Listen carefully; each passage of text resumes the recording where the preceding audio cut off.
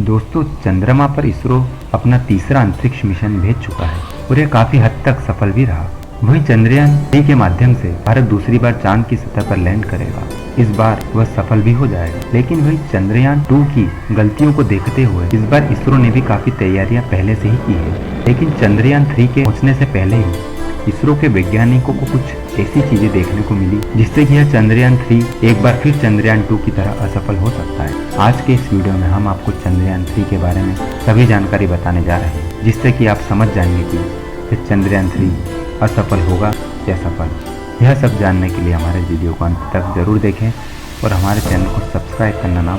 यह तो हम सभी जानते हैं कि चंद्रयान 2 भारत का ऐसा मिशन था जो कि अपने अंतिम पड़ाव में असफल हो गया। उसके अलावा उसके असफल होने के पीछे मुख्य 3 वजह सामने आई और यही मुख्य 3 वजह इस बार चंद्रयान 3 में भी देखने को मिली, जिसकी वजह से एक बार फिर वैज्ञानिकों की परेशानियां बढ़ गई।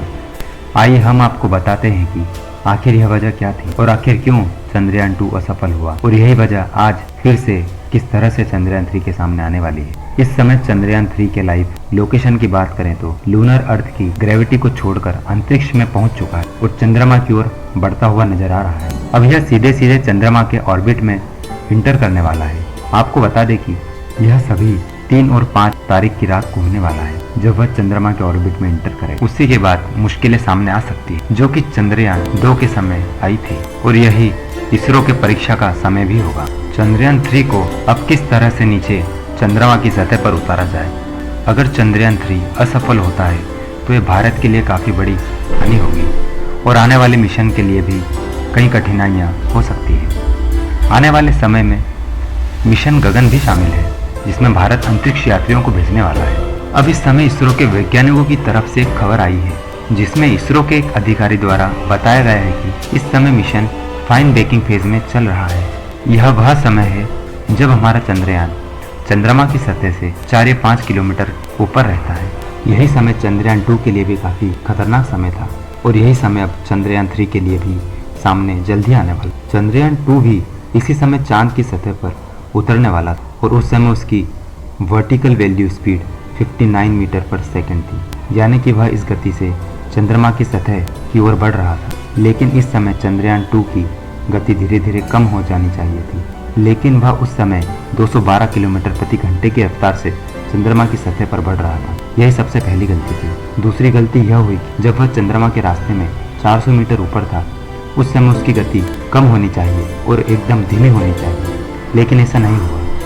इस समय प्रोपल्शन सिस्टम में दिक्कत हुई। इसने लैंडर की गति अनुमान के हिसाब से ज़्यादा बढ़ा दी। लैंडिंग के दौरान लैंडर को लगातार धीमे होना था ताकि वह चांद की सतह पर बिल्कुल सुरक्षित उतर सके, क्योंकि लैंडर की गति घटने के बजाय बढ़ने लगी थी और इसी के कारण इसका सॉफ्टवेयर उसे नियंत्रित नहीं कर पाया। इसके बाद वह पलट गया और लैंडिंग के समय पूरी तरह क्रैश हो गया। और उसके बाद इसरो के चीफ इंजीनियर द्वारा बयान दिया गया कि इस समय उनसे एक और गलती हो गई, जिसमें उन्होंने बताया कि उन्होंने यान में 5 इंजनों का उपयोग किया था। उस समय इनका उपयोग इसलिए किया गया ताकि वह फोर्स पैदा करके आसानी से चंद्रमा की सतह पर उतर सके। यह उस समय लैंडर की स्पीड कम करने के लिए जो 5 इंजन लगाए गए थे, लेकिन यहाँ पर उल्टा हो गया। उन्होंने जरूरत से ज़्यादा थ्रस्ट यानी दबाव पैदा किया।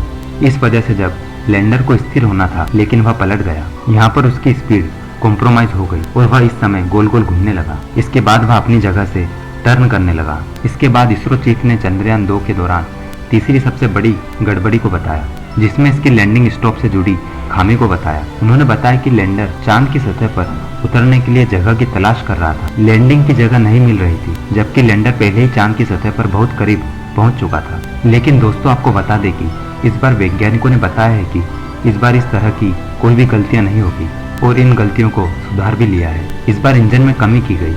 इस बार 5 इंजन की जगह 4 इंजनों का इस्तेमाल किया गया। साथ ही ईंधन की क्षमता भी इस बार बढ़ाई गई ताकि लैंडर को लैंडिंग स्पॉट ढूंढने में मुश्किल हो तो किसी वैकल्पिक लैंडिंग साइट तक पहुंच जाए। इसमें ईंधन की कमी जैसी बाधा भी नहीं होगी, क्योंकि इस बार उसके पास उतरने के लिए एरिया भी काफी ज्यादा होगा और समय भी काफी ज्यादा होगा। इन सभी के लिए उसके पास पर्याप्त ईंधन और आवश्यक चीजें भी होगी ताकि वह आसानी से लैंड कर सके। वहीं यह भी बताया कि चंद्रयान 3 के साथ इस बार देसी लैंडर जाएगा। इसके भीतर रोवर रहेगा। लैंडर चांद की सतह पर सॉफ्ट लैंडिंग करेगा और उसके बाद रोवर को तैनात करेगा। लैंडर रोवर चांद के एक दिन यानी कि धरती के 14 दिन के बराबर ही काम कर पाएगा। यहाँ पर रात में तापमान -180 डिग्री तक गिर जाता है। ऐसे में गारंटी नहीं कि उपकरण काम कर सके। उसके बाद अगले दिन फिर सूर्य किरणों से चार्ज हुआ तो एक मौका मिलेगा। रोवर चांद की सतह पर मौजूद केमिकल और तत्वों का अध्ययन भी करेगा। दोस्तों, यदि यह सब कुछ सफल रहा तो चंद्रयान 3 के बाद इसरो जापान के साथ मिलकर नए मून मिशन पर काम करेगा। बताया जा रहा है कि अगले मून मिशन के लिए इसरो जापान से बातचीत कर रहा है। जल्दी इसके बारे में जानकारी दी जाएगी। तो आज का हमारा वीडियो आपको कैसा लगा हमें कमेंट करके जरूर बताएं और हमारे आने वाले वीडियो के लिए चैनल को सब्सक्राइब जरूर करें।